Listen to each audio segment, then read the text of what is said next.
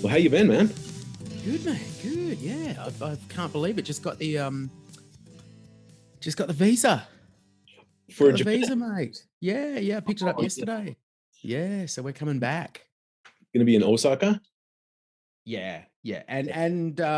But flying into there's no direct flights, so flying into Tokyo, so we'll be able to catch up. Yes, we have to. Yeah, mate. There's a bar you've got to check out, and I ended up there on my last night by serendipity. Okay. It's called the 300 Bar. Have you heard of this? No. Oh my God, man. So 300 bar, it's all ticketed. So you come in, you swipe your card or pay your cash, and you get for 300 yen, you get a ticket. Hmm. And that is literally any drink in the bar, cocktails, you name it. Nice. For $3 each. That's amazing. Yeah. It's just around the corner from the place we went to, the Armpit. It's in the Armpit, effectively. Oh, wow. Okay. Yeah. So Yeah. people know what we're talking about. The Yamanote line is a train that goes around a circle around Tokyo. And shameless plug here, I have a 3-part series of videos where I walk around the whole Yamanote line. But Wow. Yamanote line is elevated, and under the tracks there are all these old bars. Not every, like a lot of it's residential business, but around the area like Shimbashi, where we went, under the tracks there are these little bars, and as you're eating and drinking, trains are going overhead. Commuter trains, and it's just that's the best food, the best times, the best experiences. It's There's something about being in those. There's something about being underground, metaphorically, or under an archway, that just makes things so interesting. I mean, all those little archway areas where there's tiny bars and restaurants and things like that is so vibrant. It's just absolutely happening. And the very nature of the architecture being archways means that you have to have small venues. So I think this is something that comes as a shock to Westerners when we arrive in Japan. We're used to malls, we're used to mega corporations, and the nature of the, capitalism is that big will dominate. And so you end up basically with these horrible franchise big establishments. Generally, no offense to American friends, but generally, US franchises or Australia, in fact, is the most franchised nation on earth. Wow. And then you go to places like Japan where the architecture and the existing buildings demand that you're going to have this rich, vibrant ecosystem of small businesses. Yep. And it's amazing. A lot of all cash businesses, by the way. When I visited Denmark and Sweden, it was like I didn't need to change any money at the airport. My brother said, just bring your credit card. Yep. You go. Here in Japan, all cash businesses, a lot of them, like the small restaurants, and going into your area of expertise, that leaves a lot of wiggle room. I'm not going to say what, but it leaves a lot of wiggle room for creative accounting, let's say. Creative accounting, 2 sets of books. I mean, if you go to Singapore, to contrast, I mean, they're both highly developed, really, the economic powerhouses of Asia, Japan and Singapore. Singapore, the government has a absolute clear mandate that it's going to create a cashless society. Pretty much already done it. And in fact, to the point where small delis and things like that in Singapore can't take cash. They have to go through carded machines. And so the same thing, you land in Singapore and you come home and you realize I've never even touched a Singapore dollar. Haven't touched local currency. And then by contrast, you land in Tokyo and the first thing you hit is a train and you go to tap your card and it won't accept your card. I mean, I got caught out because I just wasn't expecting that. And, then I had to get cash out from an ATM and there wasn't an ATM around. And it took me another extra 45 minutes to get out of the airport because I didn't bring cash. Yep. I get it. However, though, there are a few places. There's a really nice salad place that has gone all cashless. the little coffee shop next to me, which is actually an Australia-based, or it's sorry, the husband is Australian, the wife is Japanese, and it's just around the corner from me, and it's like Australian coffee and sweets and pastries, and they're cashless. Hmm. They're with yen, and they're Mate, like, can't help you. yeah, and cashless. Yeah, yeah. But under the tracks of the armpit, cash. Cash it. There's no reception down there, right? The wireless terminals don't work. That's right. Yeah, that's right. Yeah, Yeah, but yeah. But I mean, there's a cultural thing there. mm, So, I mean, we have to be really careful in talking about dirty money and all of this stuff that we don't demonize the legitimate use of cash, because the exactly. elimination of cash brings along with it a whole bunch of really concerning civil liberties issues and financial inclusion issues and things like that that society is having to grapple with. Mm, So I'm always really careful to distinguish between dirty cash and clean cash. uh, And it's an established human tradition, often in law, that currency is able to be used as legal tender in the settlement of debts enshrined in legislation. So this really rapid migration that we've seen under COVID to cashless on the basis that cash is dirty, physically dirty. It's going to be contaminated. It's going to make you sick. Don't take cash. That's been a really interesting line that governments have pushed mm, in further of what I would suggest is probably a different agenda. uh-huh. Interesting, because yeah, it's I heard recently, and I can't even remember where I heard it, that the concept of digital vouchers, where you get paid whatever, how many, hundreds of dollars per week, and only 50 of it can be used to buy alcohol, for example, or 100 of it can be used to buy, you know, wheat or red meat or something. The rest can be used to buy crickets. But and maybe you're, and I'm taking this to the extreme, but it's possible if I can think of it, because I'm not that brilliant. But if I can think of it, it can be done.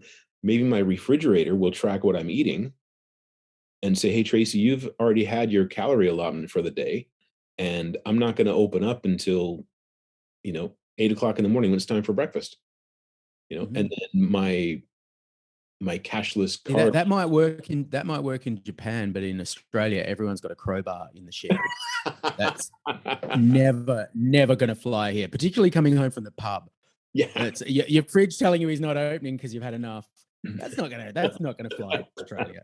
But when I'm thinking of it, and I'm taking this to the extreme, but if I can think of it as probably possible, is that when I've reached my allotment of alcohol or sugar or meat or fuel for the month, that currency, that particular dollar amount can be tied to how much fuel or whatever product I can buy as a digital voucher. Say, okay, you've had your allotment for the month and you're done. And that's where I Yeah. take it. Well, it takes you back to the old concept of the company store where, you'd be working on commercial property and they'd have a vertically integrated supply chain. You've got to buy all your goods and tobacco and alcohol and everything through the company store with your corporate vouchers. You're effectively an indentured worker in that environment. And obviously, over time, that model has been decimated. Mm. However, it's coming back, and the Yeah. way that we're seeing it come back is through well-meaning welfare projects. So a really good example of it is in Australia, where you have in some of the more vulnerable, high-risk Indigenous communities Mm. where they've had problems with alcoholism. Mm. There's been a well-intentioned campaign to move these communities to what they call a cashless welfare card, and you get an in-due card, which is basically a prepaid card with credit on it, and your welfare money is put on that, and it can only be used for certain purchases that the state decides are Mhm. healthy. And so, it is such a complex area because some of the communities have supported this, other communities have said it's paternalistic, it's Mm. inhumane. When people want to get their hands on alcohol, if they're addicted, they're going to do it at any cost.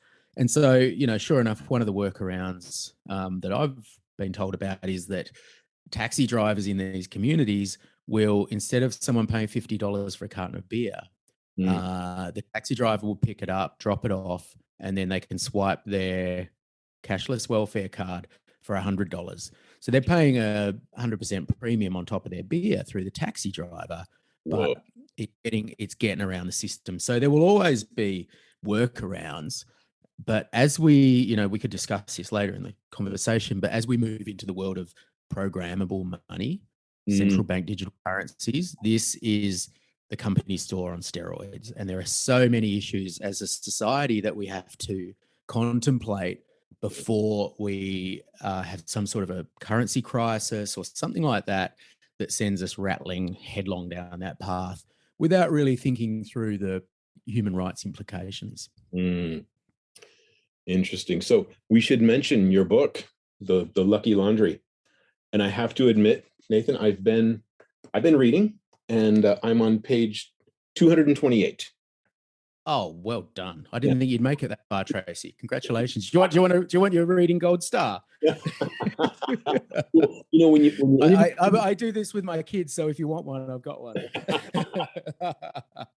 when you interview Thank somebody, you. it's always best to have read the book. And I made a valiant effort to get through as much as possible, but it's a really good book, obviously. And I said, anybody listen to this, pick it up.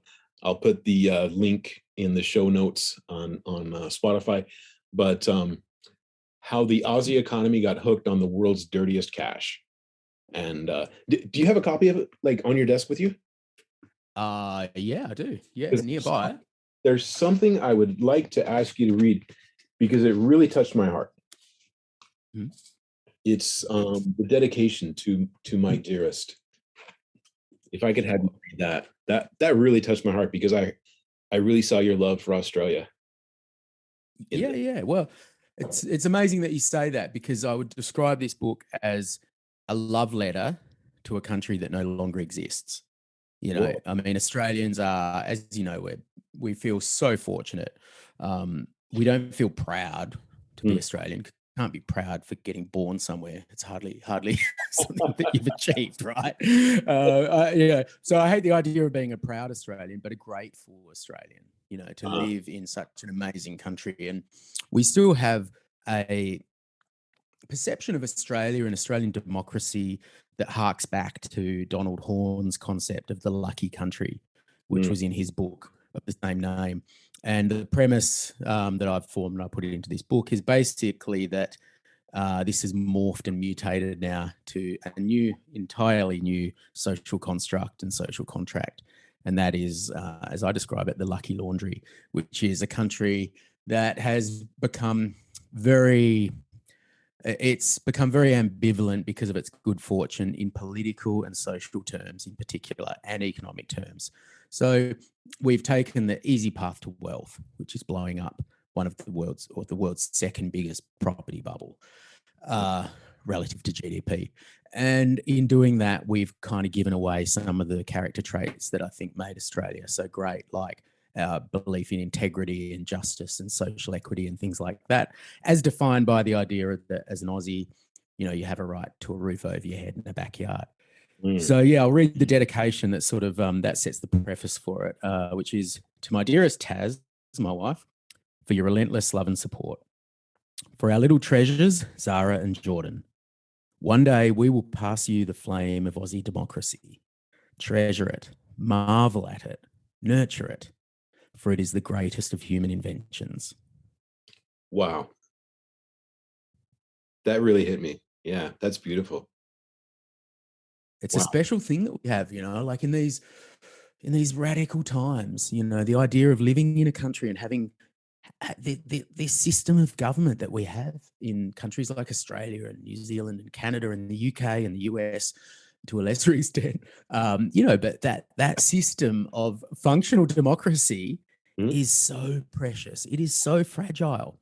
And, as some Venezuelan dissidents said to me when I was meeting with them researching this book in Singapore, they were looking at how $1 trillion has been stolen out of Venezuela by a corrupt elite. And their words to me were, you guys need to understand it only takes 20 years to kill a democracy. and they said Venezuela in the 1950s was the fourth richest place on earth per capita. Now it's a failed state. So that was their warning, was if you take your eyes off the ball for 20 years, your country can go from absolute wealth and quality of life to a kleptocracy. And, you could possibly even argue, Tracy, it's probably quicker now because of the nature of technology and media. So yeah, it's a special thing. And I hope we are one of the bright spots about all of the chaos we've had politically in the last couple of years is that I think there's been this huge awareness raising as people have kind of gone, whoa, like we've neglected our democracy. We took it for granted and we've got to get it back. Yeah, I think does that resonate with you as a an American living abroad? Absolutely. They say you don't really understand your homeland until you travel. Right. And I think travel is absolutely essential for anybody who wants to understand their own home and the world at all. I didn't understand America or appreciate America until I came to Asia. And not that anything wrong. I love Asia. I mean, I've been here 18 years in Japan, so I obviously love Japan. But you don't really understand or appreciate your own country until you've traveled a lot. And I think you highlighted a major difference between Australians and Americans is Australians appreciate Australia. Americans are proud of America. And like you said, I just won the lottery. I was just born in the United States. That's nothing to be proud of. It's something to be like, wow, I was lucky because I could have been born anywhere. And America, we have this idea: pull yourself up by your own bootstraps, hard work, education, all that.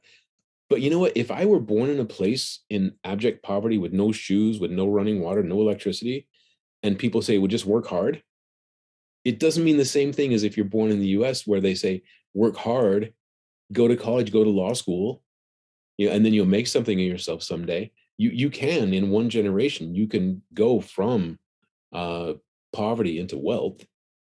But that's the American dream. But being proud of born in a place where I can do that, that's just silly. So, yeah. Isn't that fascinating? I mean, it's also interesting that the American dream, we have an Australian dream. So the Australian dream is, as corny as it sounds, it's the ability to have your own home, your backyard. They call it a quarter-acre block, back in the day, 1,000 square meters of land with a nice big lawn where the kids can run around and play, and a little house. And it's your own domain, your own kingdom, your own castle. And it's interesting that the American dream, I think, is something, it's more tied to the American dream, and the American economy is really tied to equities and Wall Street. Unlike Australia and say China or something where it's really tied to the notion of property ownership. But also, I think the Australian dream as it was is quite modest, whereas in some ways the American dream is more financially ambitious. Like, a roof over your head is something, but then the dream of making it big, that could be unlimited. So America really unleashed, the force of greed and self-interest, which was an economic miracle, really, in terms of turning America into the greatest financial superpower on earth.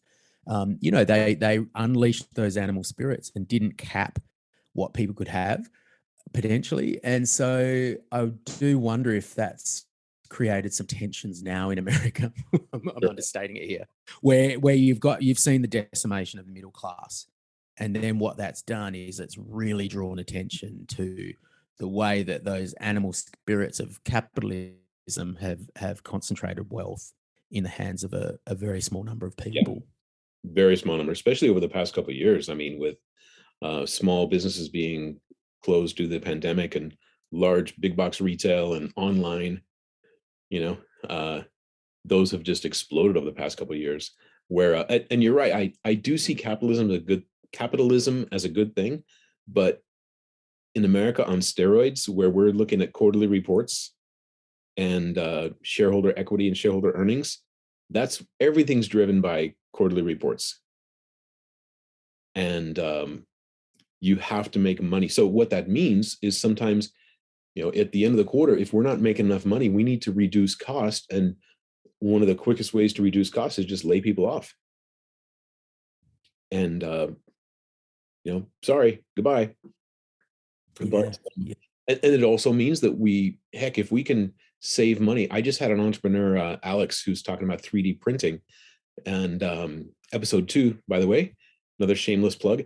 He was talking about the offshoring manufacturing. And so on Wall Street, if you can save money by offshoring your manufacturing and make it cheap enough overseas, including shipping back to the US, Mm. and your quarterly report gets better, then, well, you've done a good job, right? Well, don't worry about the 100,000 people who got laid off in America in the middle class, but the quarterly report looks great. So, Yeah. I don't see the problem. That's Yeah. I mean, it for starters creates the ultimate myopic short-term approach towards capitalism.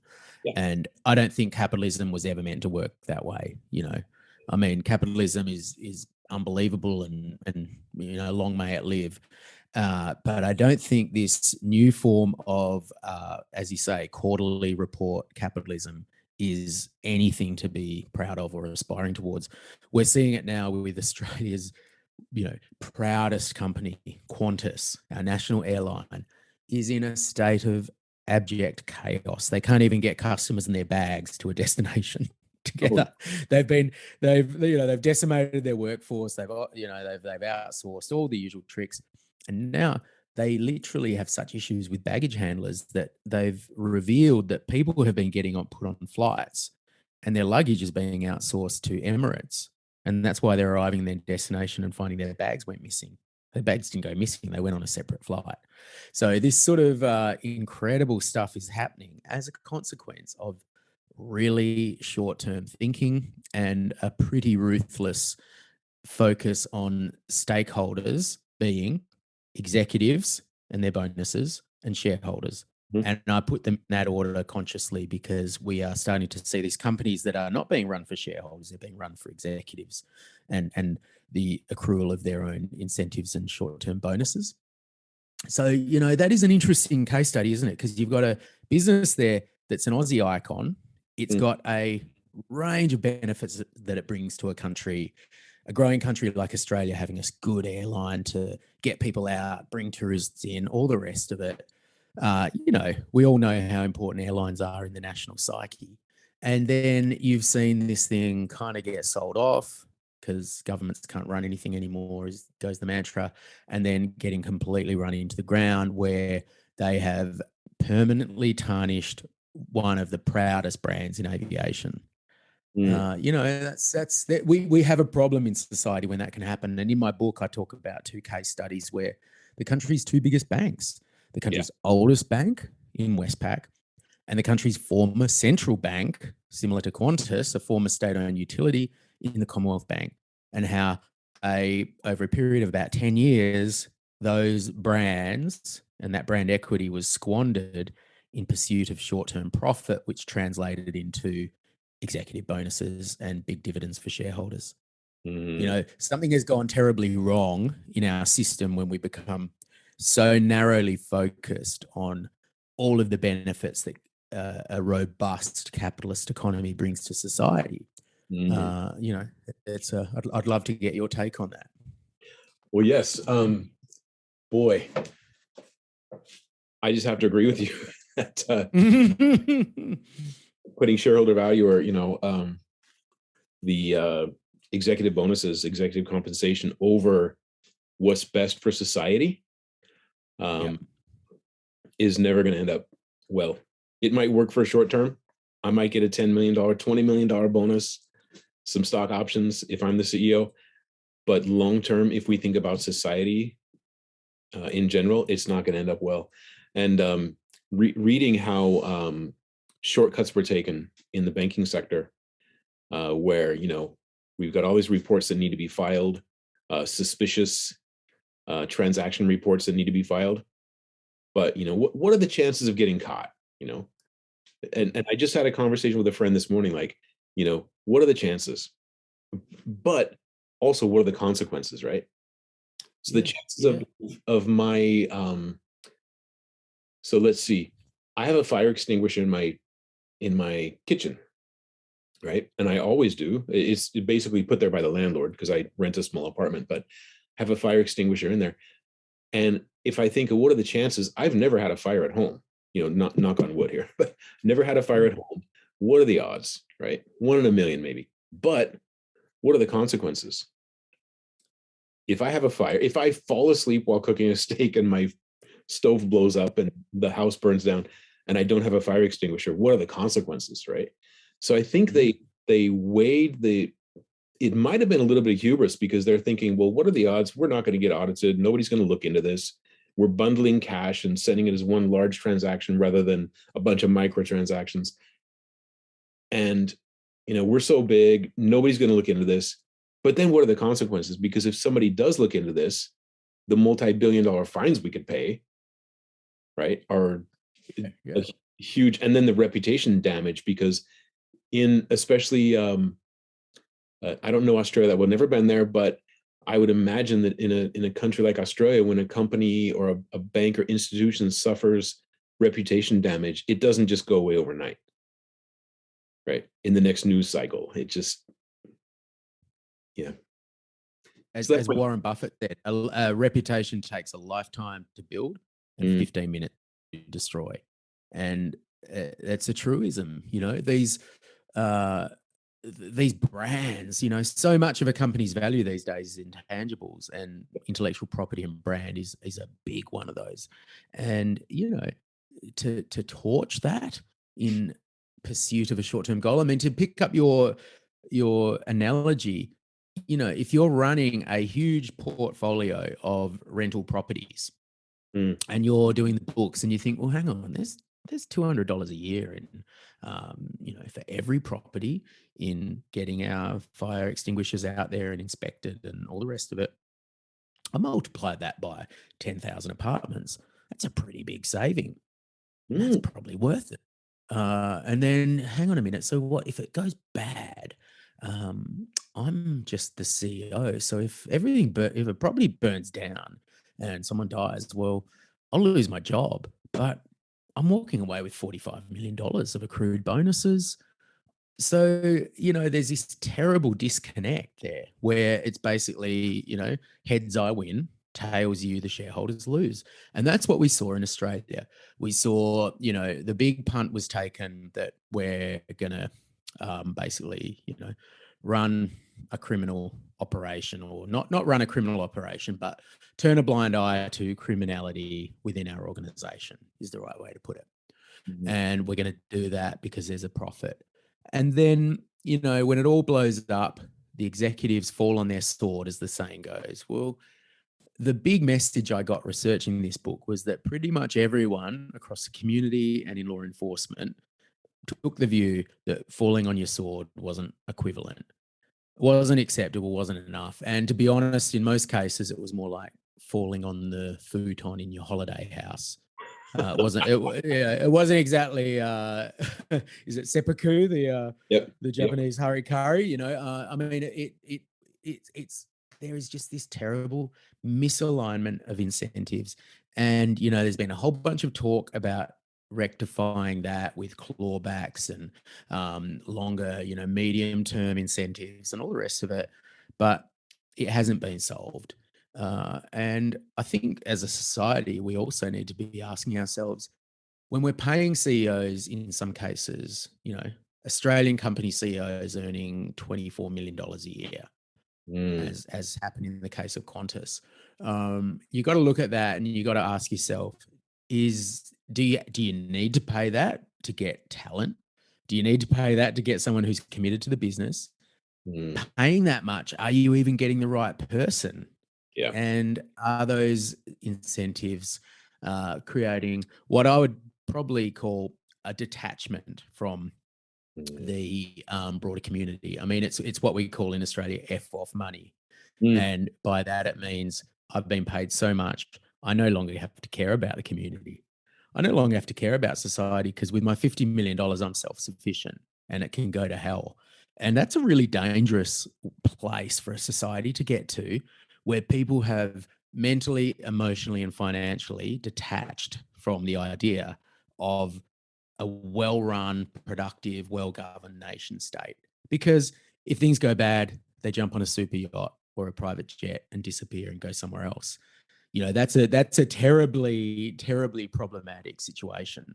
And I think it explains a whole bunch of the problems we find ourselves in with this kind of corporate malaise that we've seen in the West really since 2007, 2008 with the financial crisis. Oh yeah. I mean, there was some big ones before that, WorldCom and Enron, Yep. but I think what we saw with 2008 was that it was systemic. It wasn't just one or two isolated fraudulent operations. It was literally a systemic issue across an entire sector that was no longer serving the interests of the society that allowed it to operate. And then we had Lehman in Japan. People still talk about what they call Lehman shock. Lehman shock, they call it. There's a term for it. And there was also, what was the other bank where there was a trader who was making overnight trades and skimming money on the trades? Yeah, it was a rogue trader case, wasn't it? Yeah. Yep. Yeah. Yeah. But hey, speaking of big news, what's happening in the news recently? We had to push this back a couple hours because you said there's something going on. Oh man, there's always something going on. But what's been going on down in Australia right now is interesting. So one of the world's leading mints is the Perth Mint, Okay. and it's a interesting operation because its provenance goes back 100 plus years, and it was set up to help the fledgling state of Western Australia during the gold boom, basically the gold rushes, when they found all of this gold out through Kalgoorlie and the wheat belt in Western Australia, and there was a massive gold rush, and so the mint was set up to mint the gold, create the bullion bars, create coins, all the rest of it. A little bit of Aussie value adding, you might say. Anyway, that mint has kind of evolved and grown over time, but it's a government-owned entity, and the state government of West Australia is its sole shareholder, and it's protected by a act of parliament and all the rest of it. Unfortunately, it's been laundering a lot of money, a lot of dirty gold, Oh, a lot of Papua New Guinean illegal gold. It's been moving money around, similar to what I discuss in my book with the private banks. We've got a state-owned mint that's been doing similar failures around money laundering. So it's a really big deal. You've sort of got a government who came out this morning and said, "Look, yes, we may have been breaching criminal law in running a remittance service, i.e., moving offshore transactions to buy and sell gold without registration. But it was the lead up to an election, and we were in a caretaker period at the time, so you can't hold us responsible for that. So it's a really interesting situation, Tracy, and it just shows that quite often money laundering on that scale is more a result of the credulousness of the organization involved rather than their nefariousness. So, you've got naive companies in a lot of cases that don't understand and appreciate the creativity of the criminal mind, the determination to find a vulnerability, to do penetration testing, just like cyber criminals do, find a vulnerability in an organization and then monetize that. And, time and time again, we see this sort of naivety, I guess, in management. And it's not just the private sector. In Australia now, we've got a government-owned mint that has been turning a blind eye to illegal gold coming down from Papua New Guinea, getting washed through the mint. They've been buying and selling gold, storing it for people overseas, not identifying them. The whole litany of problems there. So it's a big deal. And if you say, for example, if you're laundering gold and it has the stamp of the Aussie government on it, it looks legitimate. Who's going to question It's the that? cleaner. That's the cleanest gold in the world. Wow. I mean, that's central bank grade bullion right there. Snow White. And, I go into that in the Lucky Laundry about how countries like Australia and Canada have been hammered by criminal money laundering because they have this beautiful combination Mm. from the criminal's perspective of a squeaky clean reputation, top 20 or 30 in the Transparency International Corruption Perceptions Index. And at the same time, terrible gaping loopholes that make it really cheap and easy to move dirty money through those countries. So that's where you find that big amounts of money move.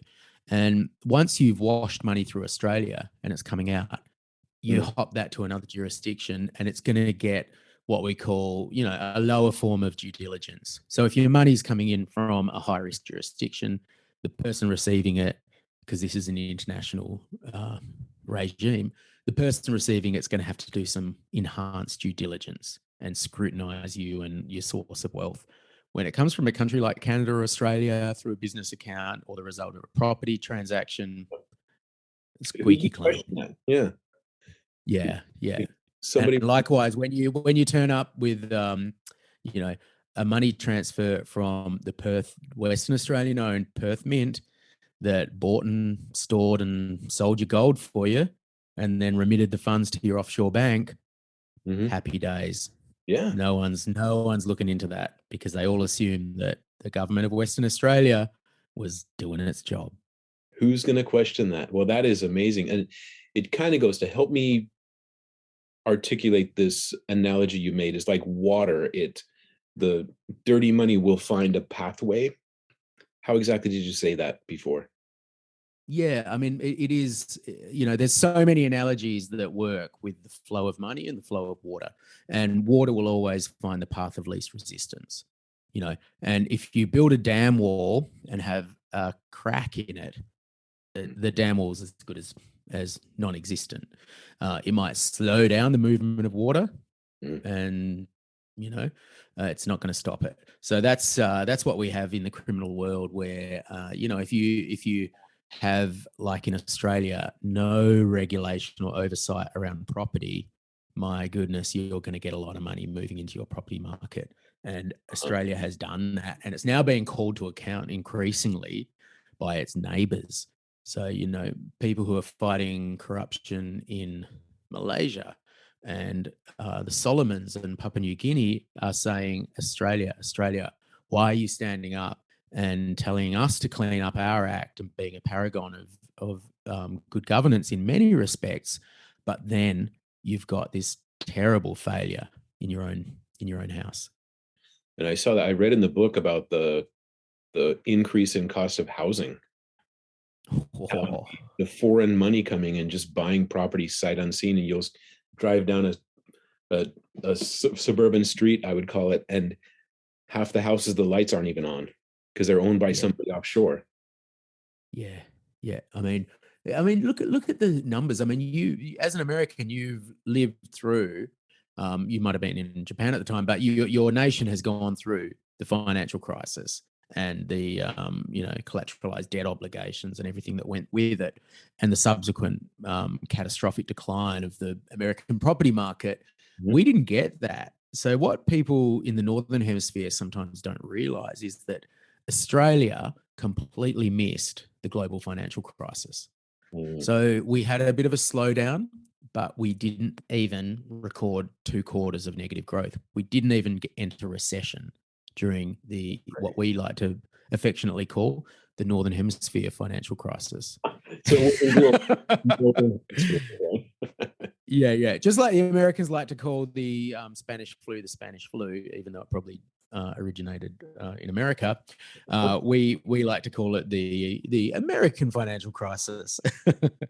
But I mean, the amazing thing is, if you think about it, go back to 2007, 2008, where the world's melting down, and we're all getting this very rapid education in what a CDO is and a mortgage-backed security.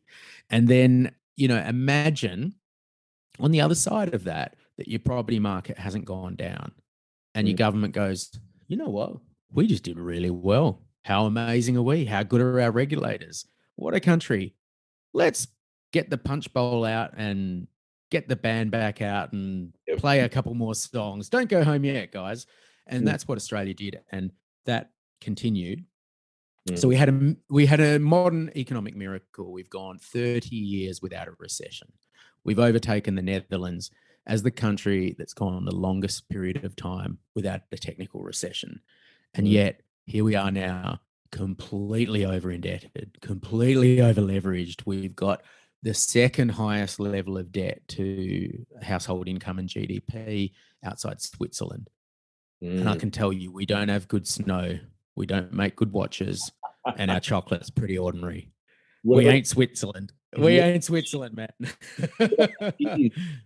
Can you compete? And we don't and we don't have a largely secret banking system either to to maybe justify some of those metrics. So Yeah. Australia, it is an economic miracle, but unfortunately, what has happened, and I thought this needed to be written about, hence the book, is that we have had a cover story for the world's most historic credit bubble.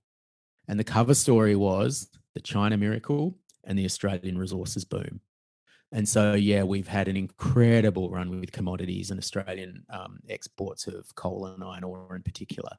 But Mm, then what has happened is that has translated into high wages for people working in the resources sector and outside it.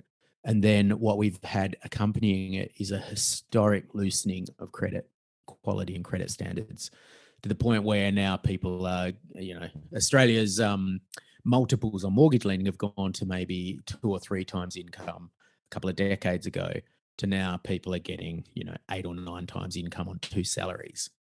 wow. Oh, So the average house price in Sydney is now $1.6 million. Now, that's the average. I don't understand how anyone who is not either running a criminal organization on the side or running coke on the weekends or whatever, or has a exceptionally good job, how could anyone afford to live in a city like that? It's extraordinary. So yeah. that's where Australia finds itself. And guess what? We've just peaked out. So we're coming to the end of the bull market in bonds, historically low interest rates, and now it's turning around and it's turning around quickly. And huge amounts of Sydney and Melbourne are now in mortgage stress, and we're only at a cash rate of 2.75 or something like that. Wow. Yeah. So that's where Australia finds itself. The lucky country has become the lucky laundry, and its economy is a miracle economy. Really, we've never had it better, but we've also taken on historic levels of debt, and it now remains to be seen how we navigate our way out of that without triggering our Lehman moment. Mhm. It seems like, yeah, that it seems that the entry into a crisis or a bubble or something, it seems kind of gradual, right? And people see this bull market and we're making money, we're, you know, buying bonds and stocks and investing and buying a new home, and the bubble seems to build, and then just one day it just pops. And that's I graduated law school in 2007 and started work immediately at a corporation in the law department. And a year later, I thought I was going in for my yearly review, my first review. I got laid off after one Whoa. year. And I was in the automotive industry. So 2008, got laid off. And fortunately, that led me, you know what they say, when one door closes, another one opens. Having, uh, Japanese language, law enforcement experience, very, very minor. The prosecutor's office in Detroit, I was an intern. And then, so Mm. kind of knowing my way around the courtroom, and then having a law degree, and then eventually passing the bar. That led me into antitrust, which is another, we could do hours of podcast on that. But Yeah. I do remember very well that financial crisis. And that was the Oh, time I was at that point, okay, I've got a year at the company. Um, I'm doing well. I'm, uh, getting to know all the key people. I had an office outside the VP's office, and doing great. We're starting to look at houses to buy, and then this happens, and of course I recovered. Actually, that day I got on the phone and spoke to a friend who is the dean of online education for an online university, and I started working the next week. I got a job that day. He hired me, thankfully, and I There taught. you go. I taught online while I was looking for my next gig, but uh, and eventually that led into antitrust law, which I've really enjoyed. But I do remember that very well, and how frightening that was, because all us little I mean, people. those events sear themselves into a nation's psyche. Yep. They sear themselves into a generation's consciousness. And, I mean, imagine living in a country that skipped that and Mm, went 30 years without any of those lessons, 30 years without even two consecutive quarters of negative growth. So it's incredible. I mean, that's an entire generation that's yeah. one generation. I mean, you could be in your mid 40s, Mm, having, started working in your 20s, mm, and you've never seen a recession. You've never known one. no, You only think house prices go up. You only know economic growth. It's truly incredible, and it builds up a level of complacency in the community that's just extraordinary.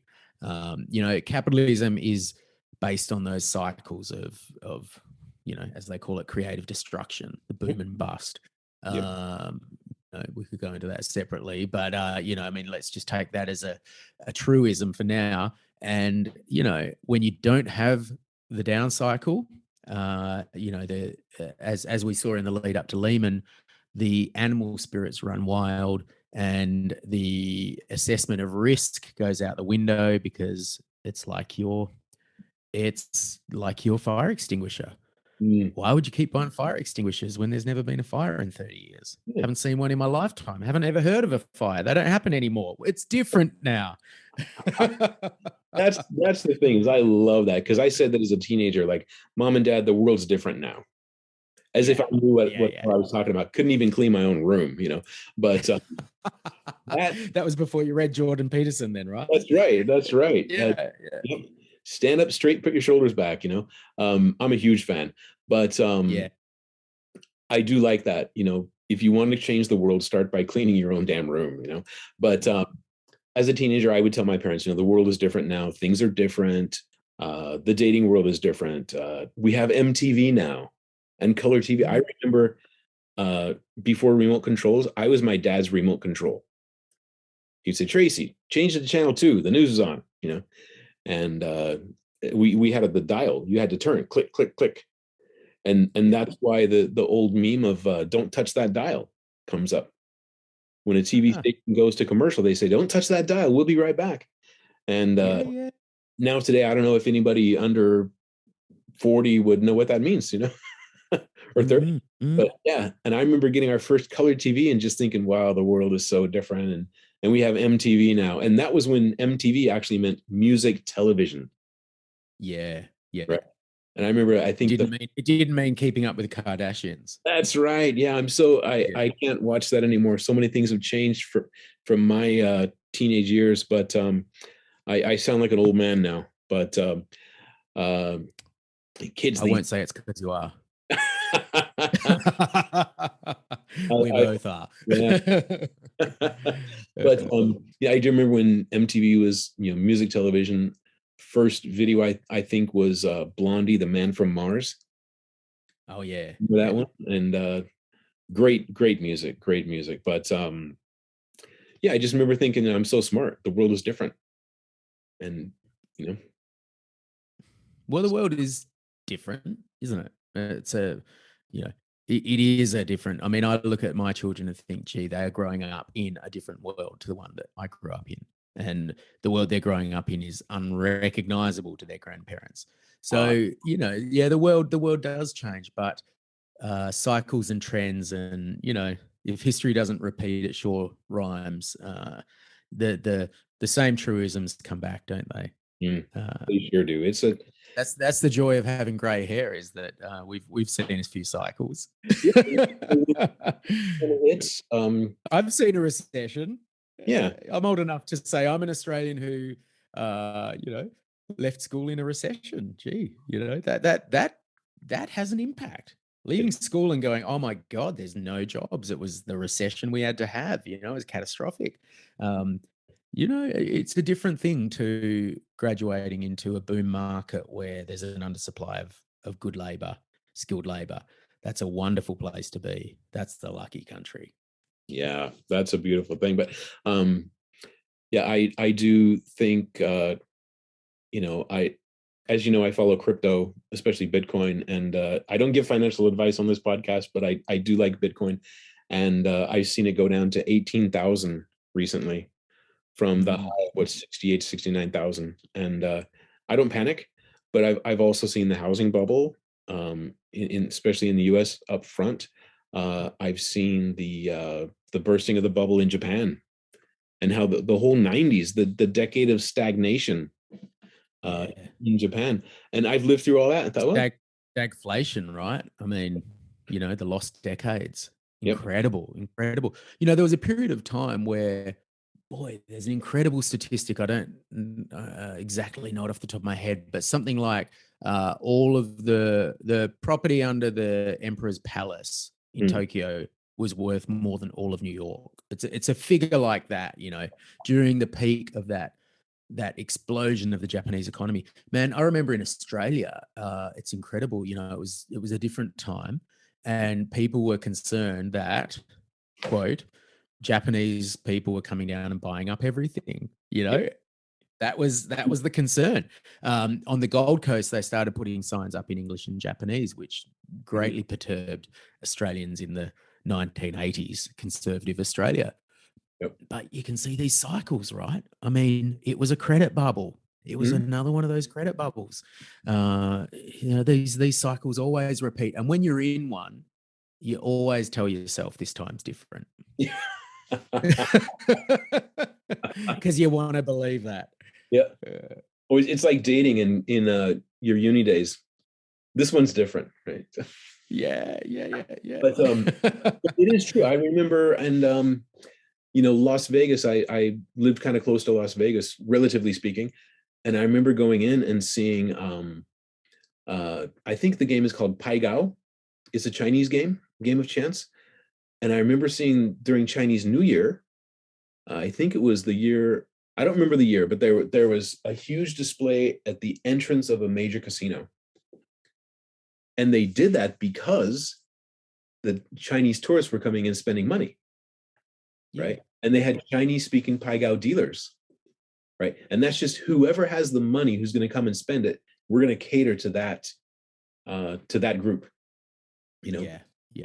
So if everybody speaking French comes over to New York and wants to go to Broadway, we're going to have French speaking maitre d's there, and if whatever. So It's I interesting how you never notice that though, when it's the English speaking Western dollar and demographic that's been courted, right? I yep. mean, we never land in a country and go, gee, why are they all speaking English here? This is terrible. I So I mean, the Western dollar, particularly the US dollar, world's reserve currency, has benefited from this dynamic all around the world for many, many a year. mm, And we can see now, probably for the first time since World War II, we now can see a realistic scenario where the American dollar could possibly not be the single reserve currency. yep. I think that's incredible. I think that's an astounding thing. I wouldn't have said that 5 years ago, that it was realistic. Whereas now, with the aggressive use of sanctions, the Ukraine, the SPFS in Russia, which is an alternative to SWIFT, which they had ready to go before this Ukrainian conflict. This alliance that's forming between the pariah states that have been locked out of the Federal Reserve System, like your North Koreas and your Irans, and then all of this dynamic is really creating the perfect scenario for the global economy to cleave into two spheres: a US dollar system and a non US dollar system. That could be a basket of currencies, or it could be a gold backed currency, or it could be, you know, a digital currency, whatever it might be. We can conceivably see a world where the entire planet no longer soaks up US inflation, because that's the benefit of running the world's reserve currency, is you Is can be incredibly reckless with your budget because the world demands your dollars. Yep. Now, the reversal of that, like we said, it's a pinprick, or it's an unexpected thing that triggers a economic cataclysm, and things move slowly. You know, people go up the escalators on the way up in finance and down the elevator, as it were. If you saw a reversal, it would be like the whooshing sound heard around the planet. It's like a black swan event, or just Of a scale of which is unprecedented because of the globalized nature of the economy and the fact that we have a global reserve currency now. The unwinding of that would be epic, would be historic, because it would affect every single country. Whereas when we've had, we've seen currencies rise and fall, right? There was a period where, the the Spanish were the dominant international trading country, and the Dutch, and then we had the British pound, and these things rise and fall, but they've happened in a fairly orderly manner previously, and the impact has been probably isolated mostly on the host country. Whereas now it would be a universally experienced phenomenon. Mhm.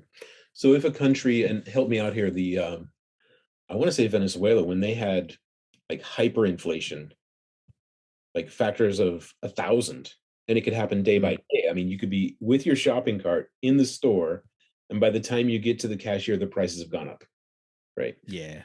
Yeah. And that didn't affect my life in Japan one bit. But Mm. if the US dollar has a major shift, that's going to affect my life in Japan. We export a Mm. lot to the US. It's going to affect everybody. Wow, that's a something to digest there. Well, you can see here, this is what I have near my desk at all times to remind me. It is a 100 trillion Zimbabwe dollar. And it it's a nice little reminder to sit there and just just remind yourself that at the end of the day, fiat currency is backed by the the central bank and the government that issues it, and it's dependent upon their good governance and good fiscal behavior. And so, when you refer to the Venezuelan situation, well, they had historic levels of graft, and they, you know, those people that I talked about in Singapore had worked out where this money was going and how it was getting done. They basically created an exchange window that would allow people who were importing humanitarian goods to be able to change Venezuelan currency into foreign currency so that they could purchase humanitarian goods, food, medicines, all the rest of it. And what happened was, this is truly incredible. If you had access to that exchange window, you would be given a exchange rate of something like 100 to 1. Mm. So if you could access that exchange window, your $1 million would become $100 million. Bang. And that would be paid for by the state, because it was humanitarian. So basically, it was just a massive, massive system where, uh, you know, cronies and related parties could access this wealth creation window, get their money out of the country. And what they would then do is they'd send some token containers back to Venezuela, and Mm. they would sit there at the port, and the food would rot, and the goods would just sit there, behind barbed wire. So it was the most, people aren't really aware of what happened here. It's just a catastrophe that took place, and these brave people that are, you know, they have masters in economics and all the rest of it, that are sitting in Singapore using really high-powered financial intelligence to track this money and work out where it went. I mean, they've seen their nation destroyed. But the situation there, of course, was complicated by the fact that Venezuela was under US sanctions. So, as they were, there was an inability to import things. It was a relatively closed economy. And so as they printed, there was the whirring sound of the printing press and no goods to buy with the money that you were printing. It always seems like to me that sanctions basically hurt the old and the weak and the children. Maybe that's just my perception, but it never seems sanctions never seem to hurt the oligarchs or those in power, unless it causes an uprising. I mean, all the people could say, "Hey, we're hungry because these U.S. sanctions," and then the military or the government controls the press and says, "Well, it's all America's fault. It's all England's fault, whatever." Um, so they can turn that anger against another country, but it seems like those sanctions usually hurt the weakest people. Well, it's interesting to look at it and ask that question: when have sanctions actually been effective? Right. Like when has the application of sanctions prevented military intervention? Because really, it's financial warfare. It's a act of financial war. It's like a blockade that you would do during wartime. So if you look at Iraq, which is probably a pretty good example, where you had these aggressive sanctions. They were internationally applied, and the pain was felt by the poorest. Mhm. The Saddam Hussein regime was still in power. You know, they obviously got hurt by it, but hey, they were still running the show, Yep. and they will cling to power at all cost. We've seen that repeatedly throughout history. So at the end of the day, the sanctions hurt the country. They weakened the country. They hurt the people, but there was still a military intervention, wasn't there? At the Yep. end of the day, Mhm. and you look at Iran, you look at North Korea. There hasn't been a capitulation there, and the sanctions that are being applied now in Russia, there still hasn't been a capitulation. But Yep. what's interesting with this latest round of sanctions is that they're very targeted. So this is trying to address the point that you made. You have nation-based sanctions, but then you've got targeted sanctions, the so-called Magnitsky Acts, and they go right to they're sort of like precision guided weapons that go after the yachts, the foreign holdings of the kleptocrats themselves or the powerful people themselves. So maybe it's different now, but like we said before, it's never different now. If it doesn't repeat, it rhymes. Yeah. And No, it's really interesting what's playing out. It's tragic and it's also interesting what's playing out. The thing about the current sanctions is that these are different, right? These sanctions against Russia are harming the sanctioning countries. So that's a very new dynamic. I mean, in the past, sanctions have been applied to so-called pariah states, and the people back home haven't really noticed. Whereas now we're seeing an energy crisis that is having catastrophic implications all across Europe. So the cost of the sanctions is being felt by the person in London who runs a cafe who has just got a price of energy for the next year for power that's gone up from £5,000 to £40,000, and they're having to close their fish and chip shop or their pub. Mhm. This time it's hurting back home. And where we have children, I just heard this I listen to a lot of podcasts, so they're all a big blur in my mind, but where they have, I want to say in Spain, where kids are studying by candlelight because they cannot afford to turn on the lights. It's unthinkable. I mean, this is happening now in advanced countries. There's a whole bunch of factors clearly at play here. One of the factors is that we're seeing the inflation from the terrible economic mismanagement of the COVID crisis. You know, trillions of dollars of money spent furloughing people, staying at home. This is classic inflationary behavior. And you could mount a very cogent argument that the response to COVID was designed to trigger a wave of inflation because the world had been stuck in a deflationary cycle since 2008 that we hadn't been able to get out of. So, as they say in this game, never let a good crisis go to waste. Use the COVID situation as a justification to engage in globally coordinated inflation-inducing activity to get the world out of this terrible, disastrous deflationary cycle that's identical to the one that Japan experienced, but this one's international. And so, look, that was one of the things that happened, where we're now seeing the consequences of that. And we're kind of counting on the fact that let's hope the central banks can rein this in, because inflation is sort of like, you're like walking into a cave and poking a dragon and then hoping that he doesn't breathe fire. He just lets out a little smoke. Oh boy. So no, I did witness in the whole 90s in Japan this stagflation period, where it seemed like people seem happy enough. And also a different thing from Western culture, whatever, is that Japanese don't think of, and I could be getting this wrong, but from people that I know, they don't talk about life as in, are you happy? Right? Are you living a happy life? Because they say, well, who says the goal of life is to be happy? Right? Maybe that's a more of a, and maybe I'm misinterpreting, but this is just what I've heard from friends. But the whole thing of the best example I can think of, when I first came to Japan in 1990, I got a copy of the Japan Times. It's their English newspaper, and I was looking for a job teaching English, and they were paying 300,000 yen a month.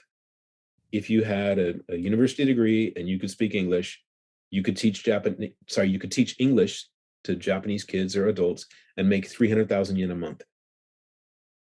Fast forward to 2014, I came here again on a project, and I get a copy of the Japan Times. I open it up and I said, well, I wonder how much they're paying English teachers now. 300,000 yen. No Wow. joke. Starting salary. Wow.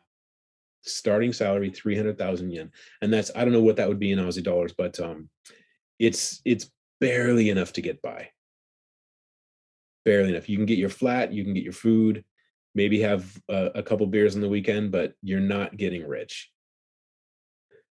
But so you've had there a beautiful measure of stagflation, where there's been no inflation in wages, but there's been inflation. There's been economic stagnation combined with inflation in the cost of living.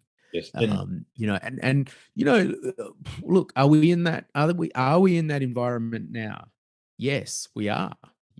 Because what we're seeing now is an energy shock, and is a supply side shock. So interest rate increases are going to work when you've got a problem on the demand side and you want to cool down demand. But when you raise interest rates to deal with a supply side shock, like the historic breakdown in global supply chains, the energy cost inputs and all the rest of it, what you're basically doing there is you're not dampening consumption, because people still need energy and things like that.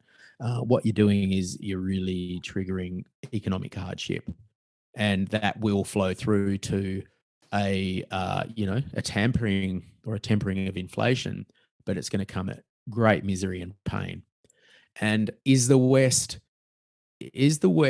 ready to deal with that? We have been pampered for a couple of decades. We've had it incredibly good, and this coming spate of hardship that we're now seeing, I'm not sure that our cultures are ready to deal with it, because to contrast with what you said about Japanese culture, our entire purpose for living is to pursue happiness in the West. Are you happy? Are you miserable? Are you happy? Are you fulfilled? Are you living your best life? This kind of obsessive pursuit of the individual's own happiness is problematic from a social perspective.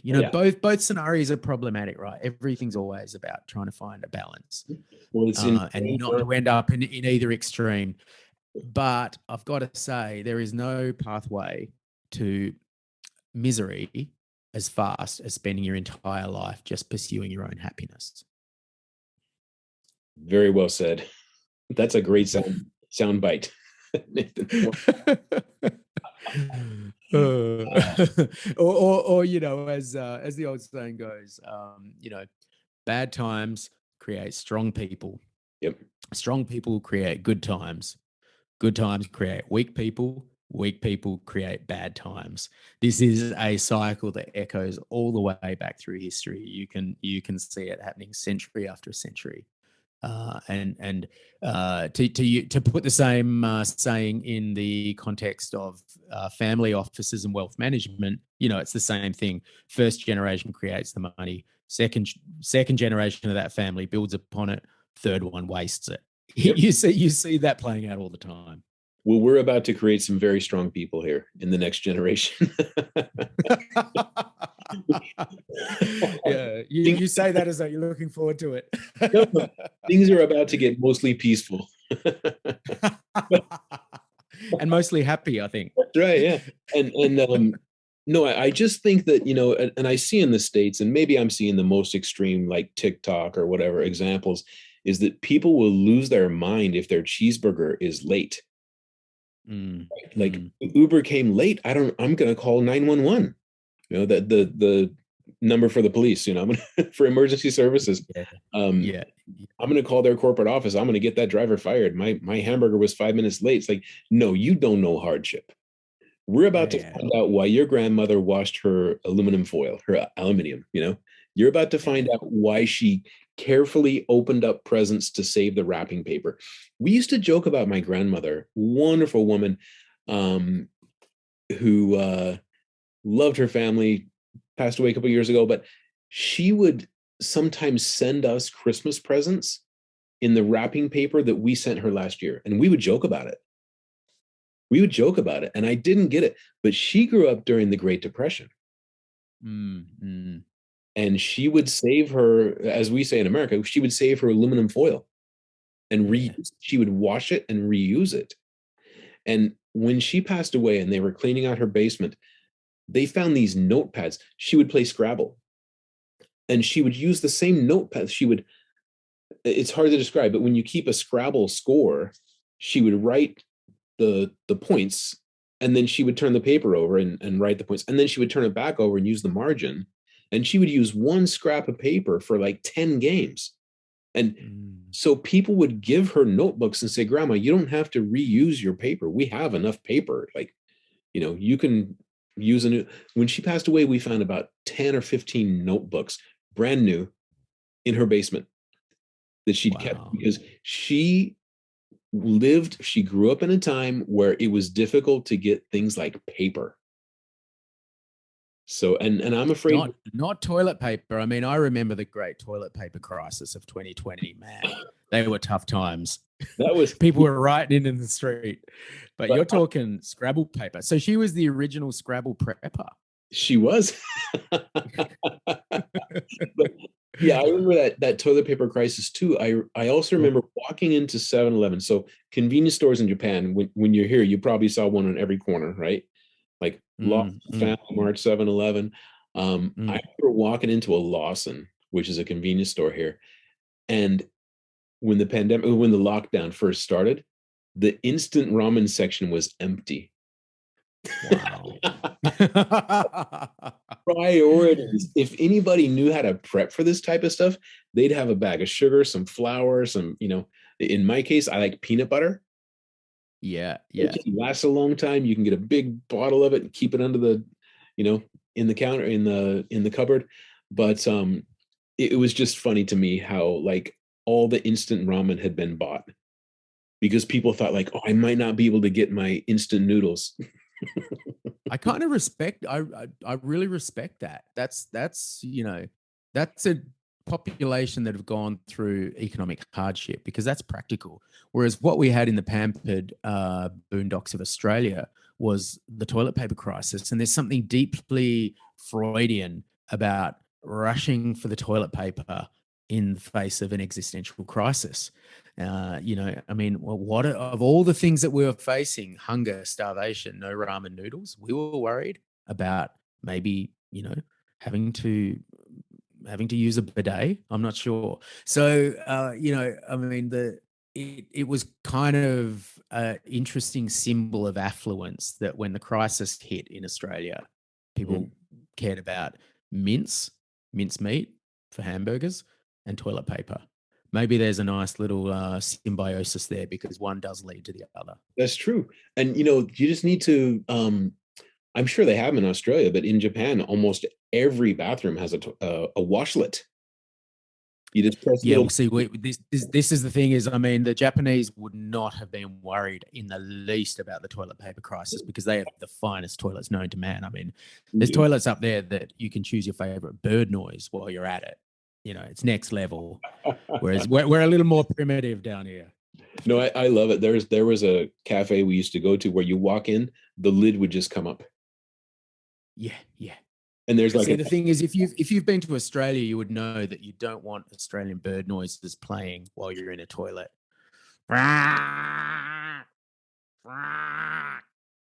You know, I mean, the people in your house are going to look askew when you walk out of a toilet after that. anyway. Yeah. There's a great American comedian that sort of said, "I went to Australia and even the birds were swearing at me." Boy, Uh, oh my gosh, yeah, oh, can you stop? Listen. I can't hear Can you you. hear that? Oh, there's kookaburras in the background. The laughing kookaburra. It's a shame that didn't get picked up on the mic. I know you might. Perfect timing. Perfect comic timing. That was the Australian laughing kookaburra. You might have to dub one over so people believe me. They were probably replying to you. Yeah. Let's get in They there. were saying, yeah, we hate the crows as well, man. They're assholes. Going back to your book, Nathan, Mm. I love it. It starts out and it reads like a crime thriller. It starts out, and I don't want to give away any spoilers, but it starts out with somebody dying. Yeah, yeah. Into the mule aspect of the money laundering, the guy on the street who's stuffing ATM machines and stuff. And then it goes Yeah. to the broader part of it. And it went to some pretty dark places too, where people buy Mm. on the dark web that I can't even mention. But Yeah, yeah, yeah. so it just seems Look, like I mean, the point of those stories, and particularly opening, I mean, it's always good to open with an unsolved murder, right? That happened in broad, you know, on the streets of suburban Sydney. So you know, that's a nice hook to the reader, but it's also a device to say, I'm going to grab you by the lapel here and let you know from the first paragraph that this is not a story about an abstraction of money. Like money is just a ledger. It's just an accounting system. It's a very primitive accounting system that's been with us for thousands of years, but that's all it is. Don't glamorize it. Don't obsess over it. Don't let it rule your life. But when that monetary system breaks down and becomes unfair or embedded with criminality, it's not money, it's lives, it's humans. And so when you come into the world of criminal money, the world of dark money, as one of my sources in the book is fond of saying, it's not white collar crime. When I find bodies in the back of cars that have been caught up in a money laundering thing in Latin America, their collars look kind of pink to me. So yeah, I mean, you know, it is an important point to get across is that this is life and death. This is humanity. When people fall victim to a fraud, it doesn't just steal their money. Sometimes it can steal their entire sense of self, their entire life purpose, particularly when you see elderly people getting defrauded of their life savings. It takes their entire existence away. mm, Everything that they've done. So yeah, you know, I mean, that's a fairly roundabout way of saying that I did want to tell it like a crime story because these are stories ultimately about people and the way people interact and the way that people are continually competing for each other's resources, sometimes fairly, sometimes very unfairly. mm. And it also brings it home too to the Australian consumer, where the dark money coming in buying properties and Yeah. makes it harder for the common person to buy a home. It's Well, that's that betrayal of the great Australian dream, where you've now got a generation of kids coming through that I, you know, I want to fight for their right to own a home in their own house, and to not feel that when they go to buy a house, our country is turning a blind eye to the fact that they're having to compete with foreign kleptocrats and drug syndicates and money mules and, all of this sort of stuff. We can't turn a blind eye to that level of malfeasance. And look, it's not the biggest part of what's causing a incredibly unfair, inequitable property bubble that's consumed the Australian political system. The main aspect is interest rates, credit quality, lending standards, more fundamental things like that. Negative gearing, tax breaks, all of these factors. But the one factor that's the most odious is the idea that Australia would be so concerned about keeping this merry-go-round going, keeping this bubble inflated, that they will knowingly turn a blind eye to criminal, kleptocrat, organised crime money washing through the Aussie property market. That, that's just an untenable situation. It's un-Australian. Mm. Wow. No, it really makes it hit home, because that's the, thing that everybody dreams of, is I want to own my own home, right? And It shouldn't even be a dream. It should be an expectation. If you live a good life, if you do a good job, if you contribute to society, society owes you a house over your head in your own country. That was the social contract that Australia was built upon. Because remember, a lot of the people that came to Australia and America and Canada were from Britain, where that opportunity had already was it wasn't taken from them. They never had it. You had a system in the UK, going back to lords and serfs and everything like that was inequitable. And so those British people, as they went out to Australia and Canada and the US, they brought a different set of values, because they were the downtrodden, the outcasts, the people who might have been locked up for stealing a loaf of bread or whatever it was. And they built societies based on the premise of this fundamental belief in a fair go, and look, are we going to let that disappear on our watch, in our generation, because we want our investment property portfolio to be worth enough money that we can retire early and never work again? I don't want that.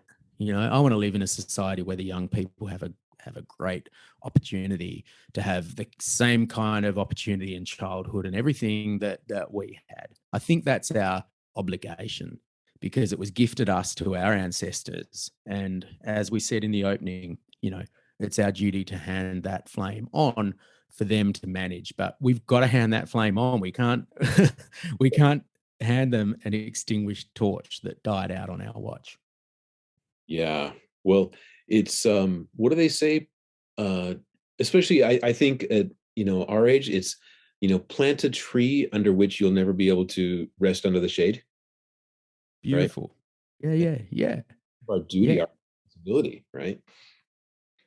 To do that for the next. That's there's a new school of thought emerging around survival of the fittest and Darwinism.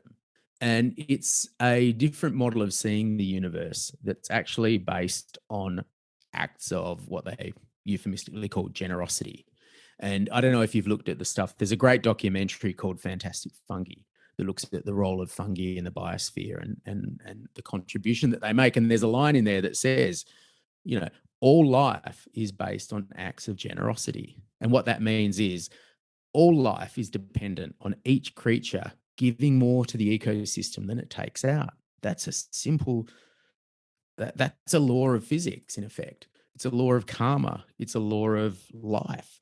And if we enter a cycle where people think it's their entitlement to take more out than they give in, then that expansion and that evolution contracts in reverse, just like an economic cycle reverses and starts contracting.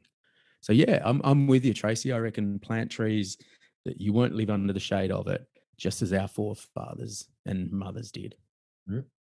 They did, yeah. And if you think about that, yeah, the acts of generosity, if I can give more than I take, because, and I had a person that I respected a lot explain it to me. As children, we're very dependent, and then as our 20s, 30s, We are. I'm forgetting what he said.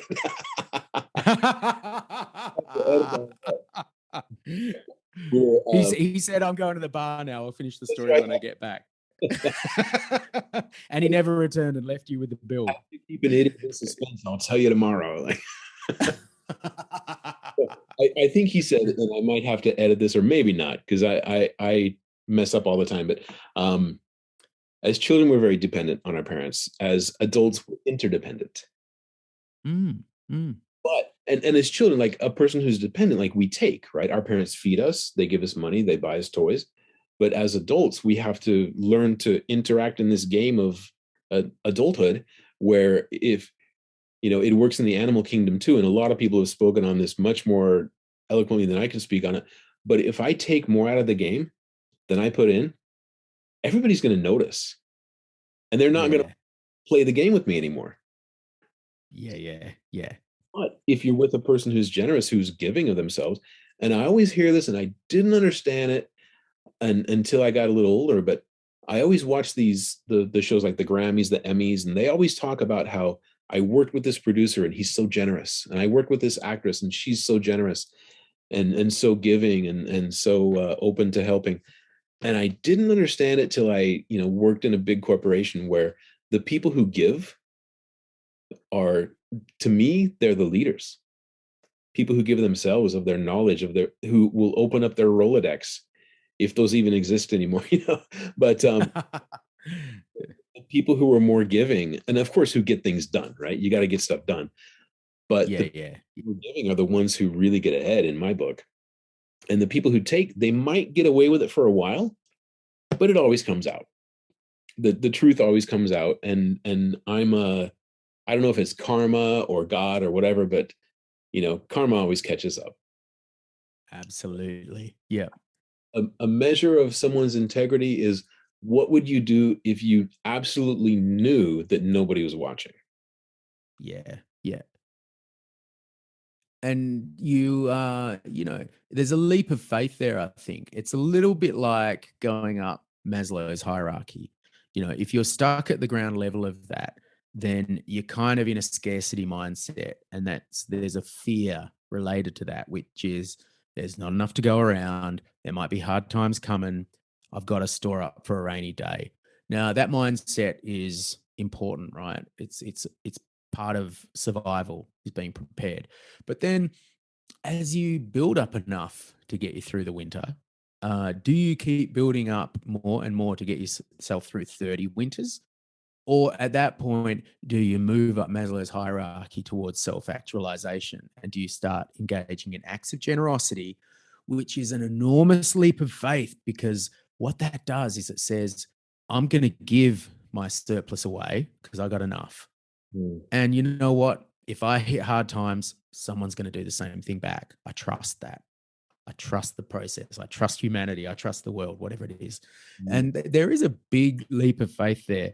But I think all of us, it's like what you said, in going through our life and getting to a point where we can trust that and switch to a life based on acts of generosity and acts of giving and trusting that things are going to work out. When they do, it's the greatest thing ever. When you take a leap of faith, and you can see people now coming through that they're looking for in career, they're looking for meaning and purpose, not just money. They need something bigger. So I think we have really gone through a shift in consciousness in some respects. You look at this next generation coming through, and it's different now. No, I mean that seriously. They do have a different kind of set of expectations, and they're different to our grandparents. So there's an interesting journey there, and I think as individuals we go through that process.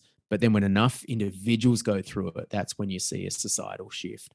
Yeah. And look back through history, it's always been about these big shifts in consciousness have happened when you reach a critical mass and humanity takes a step forward. Mm.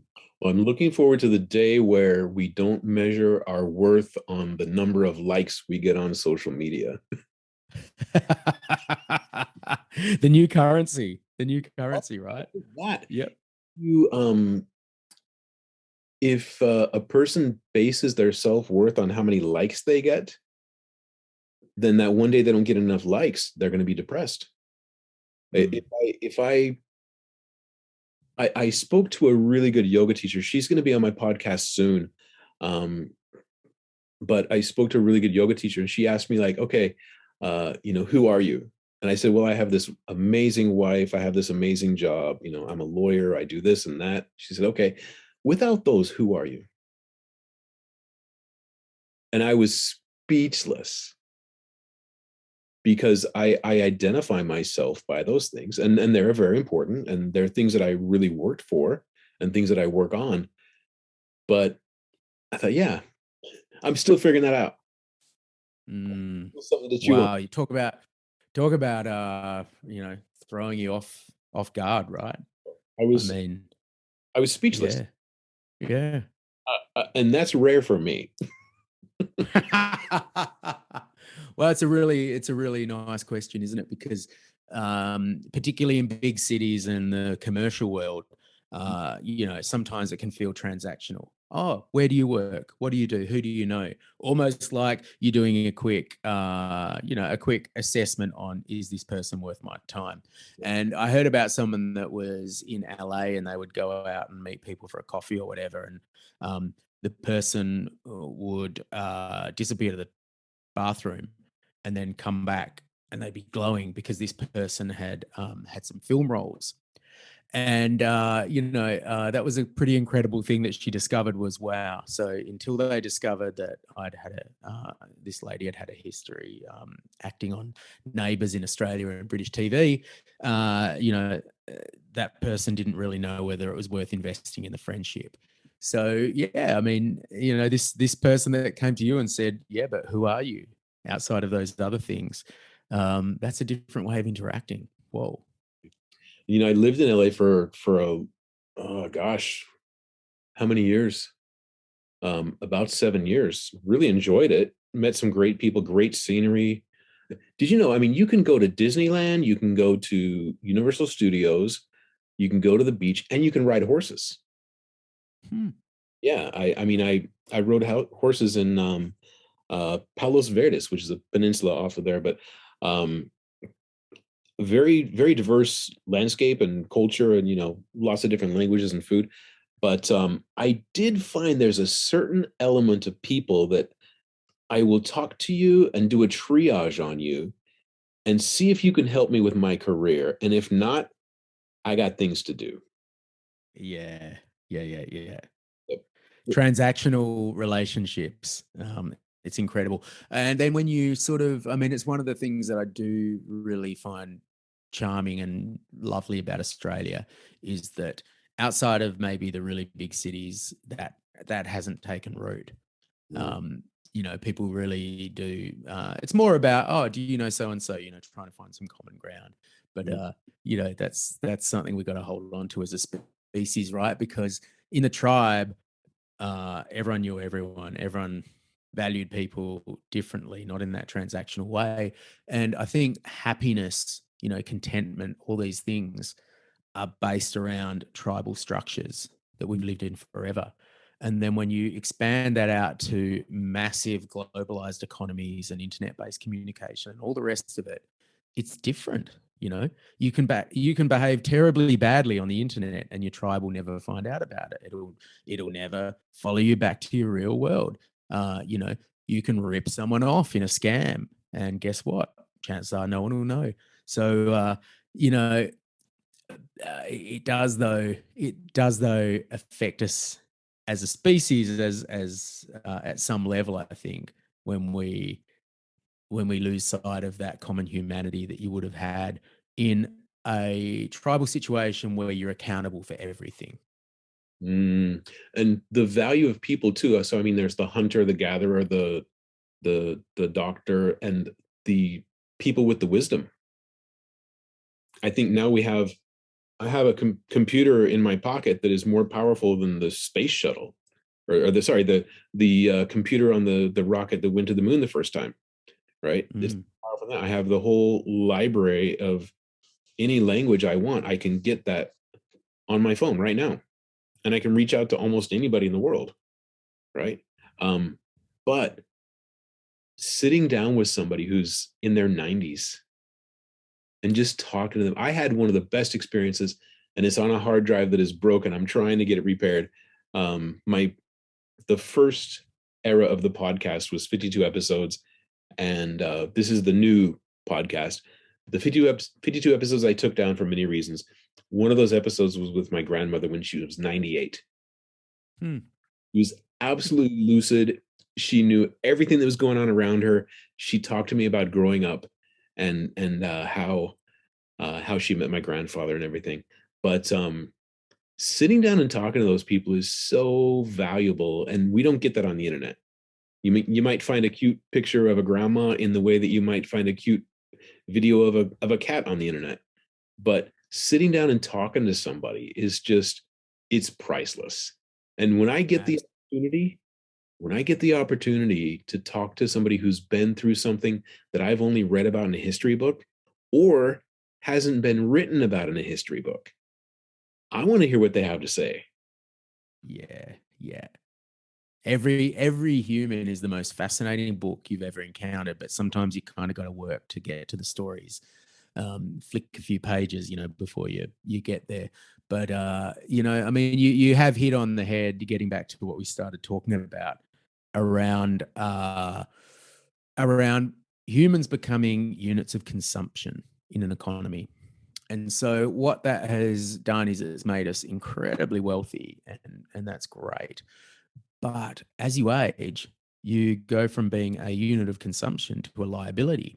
And Mm, so a number of consequences. It's created a world where people are so desperate to shore up their retirement funds mm, that they're not even living in the moment. They're planning for a retirement, a mythical era when they can go on cruises and be in caravans and never work again. Man, I've seen people do that. They're bored in 18 months and they wish they were back at work doing something meaningful.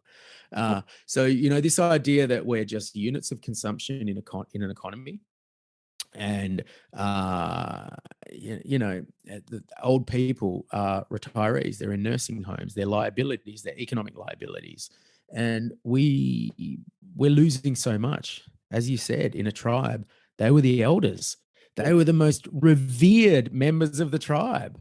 you Yep. know Incredible. I mean, nowadays the most revered members of the tribe are those with fame or power or wealth. The It's night. not those with wisdom. Yep. It's not our elders, and that's a really interesting societal shift. It is, and now it's the person with the nicest car, the best filter on their Instagram. I Even in those days though, the days gone by where we're talking about, the elders would be like 40 years old. That's he's got a few scars. He got a broken bone from hunting animals, fell off a cliff one Mm, time, almost drowned in the river, got beat up by a bear, something like that. They have the good stories, and they'll have, mm, mm. what do they call it? What does Jordan Peterson call them? The transcendent stories, the ones that last generations and generations. And myths are passed on from generation to generation for a reason, because they do make sense over time. And these stories, like especially stories from the Bible, I learned so much from Jordan Peterson's Cain and Abel lecture. It blew my mind. And then the Noah's Ark, I really recommend those, his series on the Bible. Because I haven't spent the time myself to really digest it myself and really understand it and ponder it. So to hear somebody who's so educated but so like able to put it in terms that I can understand, those stories that have lasted for thousands of years, there's a reason, right? Yeah, Is yeah. jealousy or hubris, or the story of Noah's Ark with preparation, right? And when Mm, I've mm. explained it to a couple of friends of mine, I can't explain it as well as a Bible scholar, but with Noah's Ark, is like, get your finances in order, get your friends together, get your family around you, your community, and prepare for the storm, because it's coming, and it's going to come. And when the storm comes, don't just look out for yourself. I mean, Noah took the biosphere with him. You know, in that narrative, Noah was the reason that life continued on Earth because he got his house in order, but also he was thinking about more than himself. He didn't set out to sea with enough food. He set out to sea with a male and female pair of every animal. So I think there's an interesting. Oh, I couldn't agree with you more, man. The one of the disappointing things that can happen in organized religion is that it moves from stories being metaphorical and symbolic and you know having a deeper wisdom that you need to tease out to them being literal. And Mm. as religions get increasingly dogmatic, they get more and more literal because guess what? You can control people better that way when everyone's obedient and following rules dogmatically. So, you know, and then that leads to a dissatisfaction with religion and people turning away from it and going into materialism in other areas. We're always going to have a God. It's just a question of which God do you put your faith in? Is it money? Is it science? Is it religion? All these things. So, yeah, I love the way that Jordan Peterson, I find what he does to be totally profound, where he can find a truth that echoes from a Disney film all the way back to religious texts written in Hebrew Yeah. 2000 years ago. To young, And you know what? Yep, we haven't changed that much. the human condition. We're just goofy and flawed. And what did he say? Like, when I get into a relationship, like I'm a bag of snakes, you're a bag of snakes, but we're gonna try to work this out. Like, Yeah, yeah, yeah, yeah. You know, I mean, uh, yeah, you know, we also are pretty extraordinary as humans. You we know, are. I think as a species, we're a little bit down on ourselves, you know, we're perceiving that maybe we've overpopulated and there's all these challenges coming and we're at war and conflict and all the rest of it. But we have this amazing thing of consciousness and Yeah, the ability to reflect and learn you know, I mean, what other species do you know of that will die for an idea, will put their lives on the line for an idea? People will die for freedom. Freedom is a mental construct. People will die for love, they'll die for loyalty, all these things. Now, that is incredible that humans have that level of consciousness that they'll value their own life lesser than a principle or an idea. And that makes us really extraordinary. So, you know, don't give up on humanity yet. exactly. Well, Romeo and Juliet, they were willing to die for love. Absolutely. Yeah. Yep. So, yeah, look, I've been reading some really cool stuff lately, and you know, I've been reading A.C. Grayling, The History of Philosophy, because I just wanted to go back and, you know, you do some of this stuff at university, and it's all rushed, and you write an essay, and then you bury it, and you never think about it again. It's been interesting to go back and read some of his stuff about the development of ideas, and it makes you realize that do you know what I consider wealth now, man? Having time. I honestly consider wealth as having time to be around my family, to do the sports and things like that that I love. And you know what? To sit down and just indulge in a book and read and keep your brain being elastic. So yeah, you know, that's maybe we are old, man, because that's I feel like time now is such a precious thing, but also not just having time to be more productive or fit more stuff in so that you can post on Instagram. I kind of mean time to waste time, Yep. to have enough time to be able to sit there and just do nothing for a couple of hours and play with your dog or read a book. That's kind of how I'm defining wealth at the moment. Nathan, I think there's value in being bored.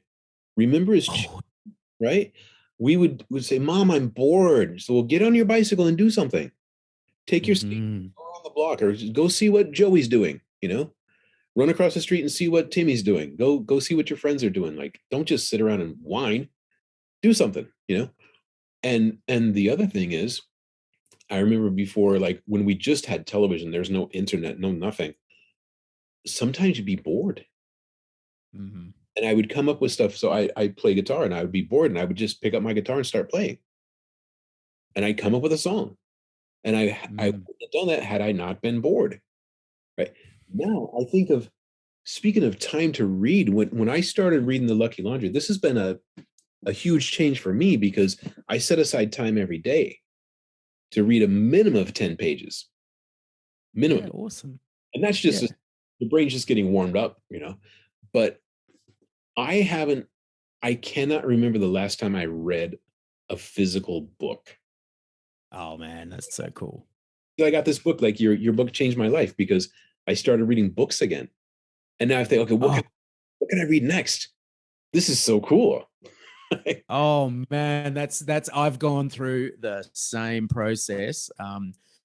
Because I think part of it as well is because we went so digital and screen based during this 2 years of chaos that people just want to get away from their screen. And when they're lying in bed, they don't want to sit on their phone anymore because they've been on a screen all day doing Zooms and things like that. And the beauty of a book and paper and that tangibility, the lack of a backlit light, the fact that it's stimulating your brain in a different way is just magic. And it reminds you of what a species we are, that we can put squiggles on a page and use that to transfer our thoughts, our feelings, our loves, our desires, all these things into someone else's consciousness. It's amazing. Amazing. And you could go to a secondhand store and buy a book that will be more rewarding sometimes than jumping on a plane and going to a foreign country. So I guess that's probably been something I've taken away from the 2 years of mayhem, because just like you were saying about not being able to tolerate boredom, that can express itself in being addicted to travel and adventure, which I'll openly admit I am. Uh, and so like being forced to stay put for 2 years. Well, I wrote a book, which was a nice thing to do during that time. But I also learned to stay still a little bit more. And you know what? I can't jump on a plane to some exotic place, but I can go and get a book and travel there mentally. So yeah, man, I couldn't agree with you more. In some circles, they call that going to another place out of boredom or going to another place. They call it a geographical cure. Yeah. But, I've heard many people say this, and I think it's true, is you can take a book and in, how many pages is this book? Like 340 pages? In Mm, 340 pages, I can get 20 years of some person's experience. man, that's true. Yeah. Condensed. I mean, if I take a book, let's say if I take a book on philosophy, like you said, or a book on psychology, or a book on nutrition, or a book on anything, I can take Mm, 10 to 20 years of somebody's experience in 200, 300 pages, and I can read that in, a couple days or whatever. And in those hours, I can get that condensed, distilled experience and wisdom in a book. yeah. Yeah. And then when we go and meet up and sit there in a amazing dynamic bar in Ginza district and have a beer and a discussion, it makes you an incredibly fascinating person to sit there and talk story with because of the richness of Yeah. your inner world. And I think, there's something that kind of hit me through this book project as well, which is that Australians are obsessed with their homes. They're obsessed with the materialism of it. They have big homes, some of the biggest homes in the world, full of stuff, full of gadgets, full of nice decorations. And so we decorate these physical spaces and then invite our friends over to see them and marvel at them. It's kind of what we do as a species. But how do we decorate our inner world? Like when you go and read a book or go and see a sunset, you're kind of hanging a painting in your inner world, or putting a book on the bookshelf in your in a library, and there's no physical evidence of that. You can't show someone how rich your inner space is, but it's a pretty precious thing. I'd argue it's more precious than our outer space. Yes. And, I going back to reading too, I think, I was kind of forced, but I enjoyed it. I was kind of forced to read Shakespeare in high school, which is when you're a teenager in the States. I don't know if they call it high school everywhere, but I was, 15, 16. We read Shakespeare, and it was hard to read, but fortunately we had like the modern translation, so side by side. And I really got an appreciation for concepts like foreshadowing and character development and character arcs. And also little phrases that come out of that other people know. So Europeans are really well known for knowing, world history, geography, and a lot of concepts much better than Americans. But when I meet my European friends and just pop out a phrase from Shakespeare like "Et tu, Brute," and everybody laughs because they have a common sense of what that means, and you can reference something from literature or something from history. All my Greek history comes from the movie 300. So tonight we'll dine in Hades, So but if you know your history, you know your literature, and you know these important characters and stories to reference those, it makes conversation much more rich to me. Mm. Makes people much more interesting. And it also it allows you to convey a lot of words in just one phrase. And also my vocabulary increases when I read because I run into words that I don't know. And if it's in social media, a news program or a YouTube video, I don't take time to look it up. It just goes in one ear and out the other. If it's in a book, I sometimes, I haven't recently, but sometimes will take out a dictionary or look it up online to find out what that word means. Because I just assume that, well, I've spoken English for how many years? I this is my first language, right? But sometimes I will stop and look up a word and say, oh, that means something. I didn't know it meant that. Or it has another meaning, right? And so my vocabulary increases when I read. I think it's just so valuable. And I think it's something we should all do more of. Oh yeah. And it's interesting that you and I are both passionate guitarists. Mhm. And I think in some ways, conversation and words. Well, look at this, building your vocabulary, but not just your vocabulary, not just using big words, but turns of phrase and analogies and things that you can throw into a conversation. That's doing your scales. As a jazz musician, that's doing your scales. It's knowing your Mixolydian and your Phrygian and all the rest of it, right? And your Dorians and everything. And then when you get out there on stage, you've got this huge vocab to play with. But Yep. you're playing music, you're doing a lead break or an instrumental, it just flows. And conversation's the same thing, right?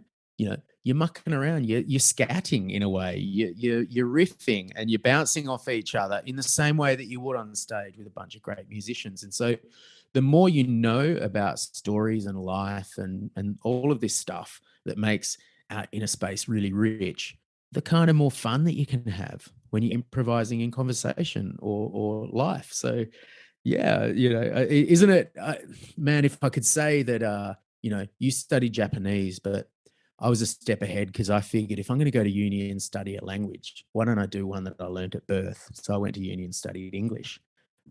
What a cop out, right?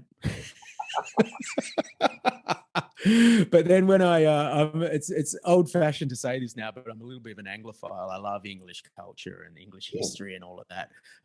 Terrible thing to say these days. But when I went and lived in the UK and I've worked I worked for English people for 20 years. And what you said is so true. We come from very young countries. There are tables in pubs in England that are older than my nation. You know, like where Australia is a 200-year-old country and America is not much older than that. And because of our lack of because we drew the line at day zero when Europeans came, because that was the time, and we didn't have a European history as such. And in Australia, there was no recorded history, right? So recorded history started with the arrival of the Europeans. And so we became hyper focused on the new and looking forward. And that's been amazing in terms of building a incredibly wealthy and successful country from very quickly. But at the same time, when you go to, say, Europe and you see people, they know their history. They read a lot. They think they're different. They're not as obsessed with the next gadget and the future. They're kind of hung up on curating their past. And so I think that's something that's really quite fascinating about the more recently colonized and established nation states compared to the ones that go back thousands of years. Yeah. Yeah, it's very interesting. Japan has I hope I didn't. I hope I didn't fall foul of political correctness when I told that story. But I think there's. If I did, I apologize because there's a truth there I'm trying to get across, which is, uh, uh, you know, not xenophobic or racist, but just simply admiring countries that have this devotion to their own history and understanding it. yeah. Japan has a very, very long history, and it's funny because when my brother came here, he said, like, where's the charm? Where are the old buildings? And I explained, well, we have earthquakes, so we cannot have old buildings, right? Um, but the old temples, and what's very ironic is the old temples and shrines, the structure or the concept is 1,000 years old, but the wood has all been replaced several times over time, right? So the structure itself has been, refurbished constantly. But the Japanese have traditions that are ancient, that are really old, and the attitude of the people, the way they speak to each other, all comes from this old feudal class, the Warring States period, from like the 1600s. A lot of these concepts are developed. Also, concepts came from China, Confucianism, things like that, from India, um, adopting Buddhism, things like that, or sorry, not adopting, but incorporating it into. Um, but there are certain traditions and certain things that are basically now just part of the culture, and people don't know exactly where they came from. It's just things you do, right? Like bowing or taking your shoes off when you come in the house. Um, the way you wash your hands when you go into a temple. It's all it's how there's the old cartoon of the two fish that are swimming this way. One fish comes along and says, "Morning, how's the water?" And one of the fish looks at him and says, "What water?" So culture is like this water that fish are swimming in that we don't even realize we're swimming in it. So when you're in a culture that's a very high context culture, so with a lot of Western society, and I can speak mostly about America, if you don't spell things out, Americans will ask you, like, what are you talking about? In Japan, it's very common to say, when you reject a proposal, like a business proposal, you'll say that would be very difficult. And an American to you would say, like JFK, well, we choose to do the difficult things, we choose to go to the moon because it's difficult, not because it's easy. If you tell a Japanese person that's going to be difficult, that's no. Most of the Yeah. time, Wow. yeah, Yeah. Yeah. because they don't want to say no to your face. And it's not out of cowardice, it's out of, to them, it's out of kindness to say, Yeah. I'm not going to insult you by rejecting you to your face. I'm going to give you enough Mm, information that you will figure out that I'm telling you no, but I'm not just going to say no because that's rude. So a mm. really high context culture where you talk around the issue and never really just land on it, that's politeness, and that's an art in itself, actually. So to go from a place that's just a few hundred years old to a place that's several thousand years old, to a very low context culture to a very high context culture is, as you can tell, a seamless transition. And if you don't know your history and you don't know these subtleties, you can offend someone. You can get it wrong. You can screw it up. That aspect of, I think the young countries, they value brashness, because when you got to go out into the unknown and start from nothing and make a go of it, like the pioneer kind of experience that Australia and America really pride themselves on. You got to be brash. You got to be willing to have a crack. And then that, unfortunately, sometimes in a more developed economy can just come across as rude or arrogant. and lacking nuance. And one of the things I just dearly love about, the work we do in the organization we work for is that we get to work across Asia, and the respect and the nuance and the way the politeness is just, it's so refreshing. Coming from Australia, where people will tell you straight up. In fact, if your friends aren't insulting you, it means they don't really like you. That's our culture. If they're being nice, it means they don't like you anymore. Whereas, you look at, I just really adore that aspect of these ancient cultures. Yeah, clearly you do, because you've made a new home there, and it's just such a wonderful thing, isn't it? Mhm. It's amazing. It's amazing. Well, we've been going over 2 hours, and I really Wow. once again, the book is Lucky Laundry, Nathan Lynch. Um, do you have any way for people to find out more about you, about the book? And by the way, any upcoming projects? Yeah, well, I'll come back and do another podcast on that one, and we can talk about what's next. But if anyone wants to have a read, it's on internationally available on Kindle. It's not going to be, the physical book won't be published in international markets until next year, but you can get it on Book Depository if you like a tangible physical copy. They'll post it out to you. But yeah, look, or borrow it, or go to a library or whatever.